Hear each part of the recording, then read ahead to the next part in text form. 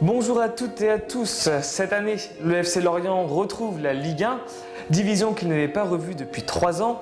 Et on peut légitimement se poser la question suivante. Le FC Lorient va-t-il se maintenir cette saison? Voici pour vous quelques éléments de réponse.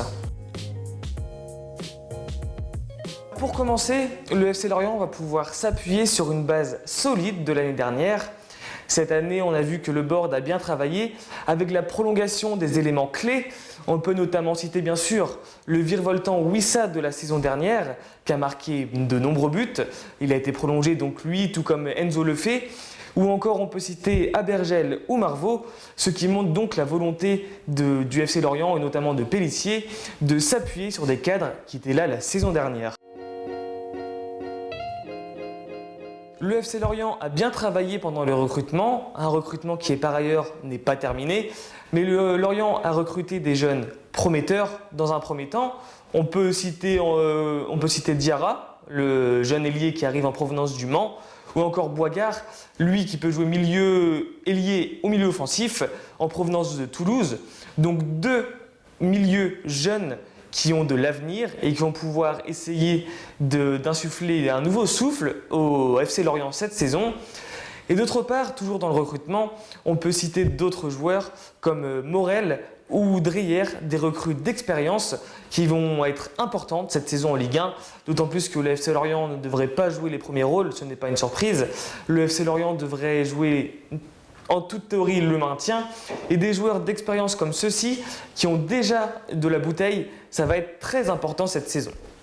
Et pour finir sur le recrutement, bien sûr, on est obligé d'évoquer la recrue phare de cette saison, Adrian Gerbic, l'attaquant en provenance de Clermont. Adrian Gerbic qui devient la recrue la plus chère de l'histoire du FC Lorient, et donc forcément ça va être un des joueurs qu'on va attendre cette saison au FC Lorient.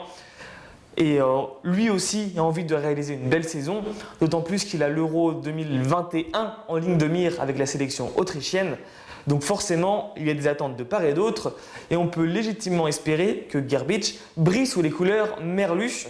Et donc vous l'aurez compris, le recrutement a été une des qualités de cette intersaison qui donc n'est pas terminée côté lorientais.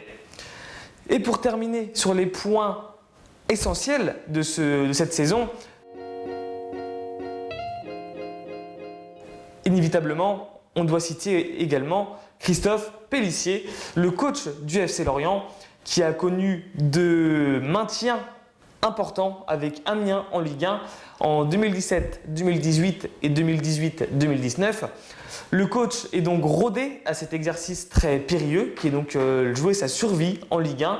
Ça ne va pas être simple, mais il a de l'expérience, il sait fédérer un groupe, il l'a montré la saison dernière, il a d'ailleurs montré lors des matchs de préparation que sa volonté d'être solide, d'avoir un bloc équipe, et c'est donc sur ce quoi il va s'appuyer cette saison, du moins en théorie.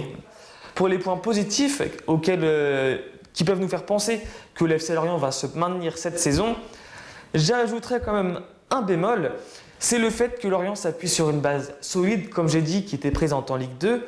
Et la question est de savoir si cette base solide aura l'expérience de la Ligue 1 et tout simplement aura-t-elle le niveau Ligue 1. Les joueurs que j'ai cités précédemment donc, Wissa, Lefebvre, Abergel, Marvaux, d'autres joueurs également comme Laporte ou Mendes, Nardi. Plusieurs joueurs n'ont jamais évolué dans l'élite du football français. Ça va donc être un vrai test pour eux et donc à voir dans la durée. Mais vous l'aurez compris donc, le FC Lorient aura des armes à faire valoir cette saison. Le FC Lorient peut donc légitimement espérer se maintenir en Ligue 1. Réponse donc dans 38 journées.